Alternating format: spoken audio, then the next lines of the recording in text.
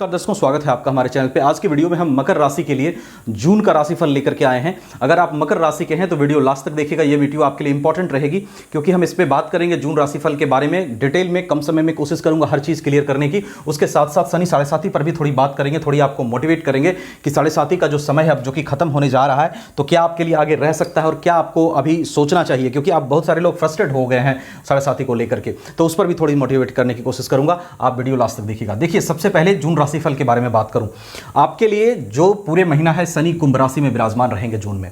लग्नेश होकर के second house में अपनी ही मूल त्रिकोण राशि में शनि रहेंगे। निश्चित रूप से शनि का प्लेसमेंट अच्छा है 7.5 होने के बावजूद भी। तो शनि एक चांसेस बनाए हुए हैं आपके लिए कि वो आपको वेल्थ एक्यूमुलेशन दें, आपके इनकम में बढ़ोतरी करें, आपके वेल्थ एक्यूमुलेशन में धन में वृद्धि करें। इसके चांसेस शनि की तरफ से बढ़िया बने हुए हैं जून के महीने में। उसके साथ साथ देखिए, हाँ, एक और चीज़ है, अगर फैमिली में ज़्यादा प्रॉब्लम चल रही है, फैमिली में एनवायरनमेंट आपका अच्छा नहीं है, तो वहाँ भी आपके लिए अच्छे रिजल्ट्स दिखाई दे रहे हैं शनि के प्लेसमेंट से, क्योंकि सेकंड हाउस जो होता है हमारे कुटुंब सुख का भी होता है। उसके बाद देखें तो मंगल जो है राहु से हटकर 4th हाउस में मेष राशि में चले जाएंगे। अंगारक योग का अंत होगा। पब्लिक से अगर आपका टकराव हो रहा था, लोगों से आपका टकराव हो रहा था राहु मंगल की स्थिति के कारण, तो वो कमेगा। गुस्सा अगर आपको ज़्यादा आ रहा था तो उसमें कमी आएगी। उसके साथ साथ चूंकि इनकम लॉर्ड बनते हैं मंगल और 4th हाउस के लॉर्ड बनते हैं, इंपॉर्टेंट प्लैनेट बनते हैं, आईएएस बनते हैं आपके, तो यहां पर जब मंगल आएंगे, मंगल अच्छी स्थिति में होंगे, राहु के दुष्प्रभाव से हटेंगे, तो इनकम बढ़ने के चांसेस जो हैं वो अच्छे रहेंगे। अंगारक योग से जो इनकम आपका रुक रहा था, या फिर बिजनेस ट्रेडिंग में आपको ज़्यादा दिक्कत आ रही थी, या फिर आपको 4th हाउस से संबंधित चीज़ों में, लैंड प्रॉपर्टी खरीदने में, सुख की प्राप्ति में दिक्कत आ रही थी, तो वहाँ पे पॉसिबिलिटीज आपके लिए बढ़िया बन रही है,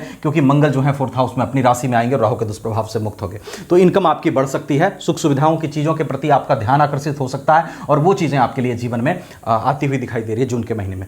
उसके साथ साथ देखिए, बात करूँ मरकरी की। मरकरी आपका भाग्यस्थ होकर के बैठा है 5th हाउस में, और 14 जून तक बैठा है। 14 जून तक मरकरी यहां बैठेगा, एक त्रिकोण का लॉर्ड होकर के दूसरे त्रिकोण में आएगा। भाग्य का साथ आपको बेहतर मिलता हुआ दिखाई दे रहा है। हां, राहु की दृष्टि भाग्य भाव पर, केतु भाग्य भाव में है।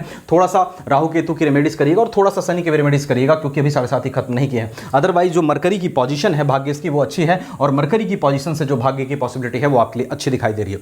साथ में वीनस भी कंजक्ट करेंगे 13 जून तक। वीनस आपका प्रोफेशन हाउस का लॉर्ड बनते हैं, बहुत ही योग कारक बनते हैं, और 5th हाउस का लॉर्ड बनते हैं। मकर लग्न में बहुत सारे अच्छे प्रभाव लेकर के वीनस बैठते हैं। तो वीनस और मरकरी का यहां जो कंजक्शन बना है 5th हाउस में, ये अच्छा कंजक्शन है। वीनस और मरकरी लक्ष्मी नारायण योग का निर्माण करता है, तो जो कहीं ना कहीं शो करता है कि आप अपने ज्ञान से, अपने नॉलेज से कुछ बेहतर जून के महीने में कर सकते हैं, कुछ अच्छे इनकम कर सकते हैं, कुछ अच्छा प्रमोशन आपके जॉब में मिल सकता है, या नई जॉब की संभावनाएं भी आपके लिए रह सकती है। बिजनेस कर रहे हैं तो उसमें भी कुछ जो है ग्रोथ आपके लिए होता हुआ दिखाई दे रहा है वीनस और मरकरी के पोजीशन से। उसके बाद वीनस और मरकरी जो है 15 जून से वीनस और मरकरी का जो कंजक्शन है यहां पर 6th हाउस में जाकर के होगा। यहां पर थोड़ा सा प्रभाव कम रहेगा, लेकिन मरकरी यहां वीक नहीं पड़ेगा, क्योंकि मरकरी की अपनी राशि है, और अपनी राशि में मरकरी जो है वो अच्छा रिजल्ट्स ही करता हुआ दिखाई दे रहा है। तो 14-15 जून के बाद भी ऐसा नहीं है कि मरकरी का भाग्य का साथ आपके लिए बंद हो जाएगा, वहां भी मरकरी की पोजीशन से आपको जो है भाग्य का साथ मिलता हुआ दिखाई दे रहा है। उसके बाद वीनस यहां पर रहेगा मरकरी के साथ थोड़ा सा। 15 जून के बाद अपने प्रोफेशनल लाइफ में आप ज़्यादा किसी से उलझिएगा नहीं। 6th हाउस में मरकरी वीनस रहेंगे तो ज़्यादा उलझना नहीं है, थोड़ा सा आप सामंजस्य बिठा करके अपने वर्क प्लेस पर चलिएगा, वेदर इट्स जॉब और इट्स बिजनेस।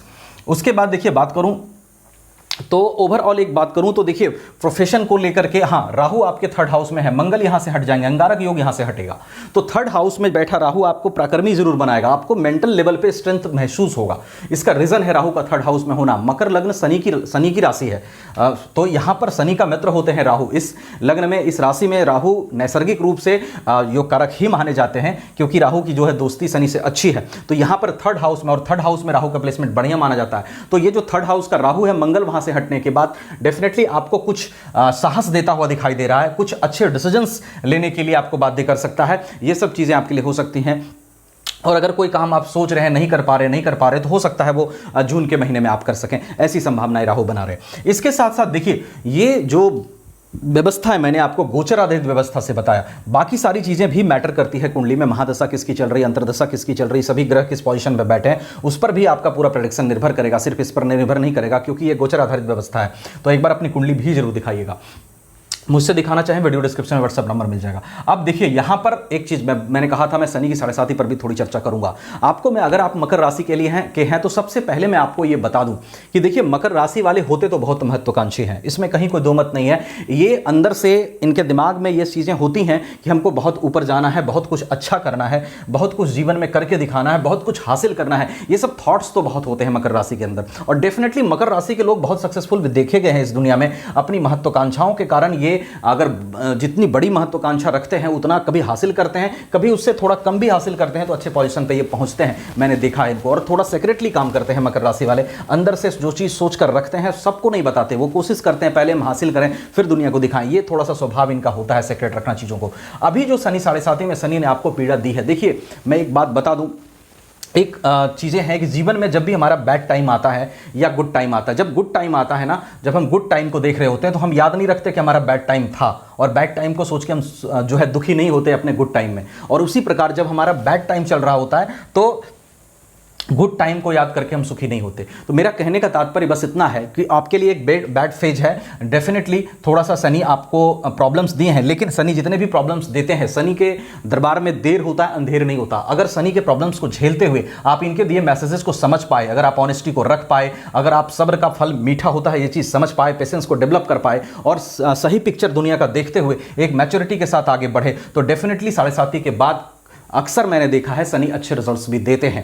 और जब अच्छे रिजल्ट शनि का आता है तब आप अपने बैड टाइम को भूल जाते हैं। उस वक्त आप ये नहीं सोचते कि हाँ हमारा अच्छा समय आ गया तो मैं बैठ के रोऊं क्योंकि मैं 7.5 में बहुत दुखी था। तो मेरा कहने का मतलब सिर्फ इतना है कि ये लाइफ है। लाइफ में वैसे भी एक जनरल बात भी करूं तो भगवान कृष्ण ने भगवद गीता में कहा था कि लाइफ जो है एक चक्र के समान है और चक्र घूमता रहता है और सुख और दुख आते जाते रहते हैं सबके जीवन में। तो आपको यह समझना पड़ेगा कि शनि जो दुख का चक्र जब चलाते हैं तो इसलिए नहीं चलाते कि आप जीवन भर दुख को भोगते रहें, बस आपको कुछ चीज़ें समझाना चाहते हैं, कुछ चीज़ें दिखाना चाहते हैं, कुछ एक्सपीरियंस देना चाहते हैं। वो सब गेन करके अगर आप घबराएं नहीं, टूटे नहीं और अपने ड्यूटीज़ को आप करते रहें तो डेफिनेटली 7.5 के बाद जिंदगी में फिर से स्थापित होने का, फिर से मूव करने का, फिर से कैरियर ग्रोथ पाने का चांसेस भी बहुत अच्छा रहता है। तो इसी वजह से आप ज़्यादा परेशान मत होइए, चीज़ों को ठीक है सही तरीके से देखकर चलिए। और डेफिनेटली मैंने जैसा कहा कि ये गोचर आधारित व्यवस्था है, इसके साथ साथ आप ये भी देख लीजिएगा आपकी कुंडली में सभी ग्रहों की स्थिति क्या है। बाकी और कोई प्रॉब्लम्स कुंडली की वजह से तो नहीं हो रहे हैं। तो अगर आप मुझसे दिखाना चाहें आप वीडियो डिस्क्रिप्शन में व्हाट्सएप नंबर मिल जाएगा। कहीं और अच्छा लगे तो वहाँ भी दिखा सकते हैं, नो इशू। चैनल सब्सक्राइब कर लीजिएगा, कोशिश करता हूँ अच्छे से आपको नॉलेज देने की, मोटिवेट करने की। उसके साथ साथ वीडियो को लाइक शेयर भी कर दीजिएगा। Thank you so much.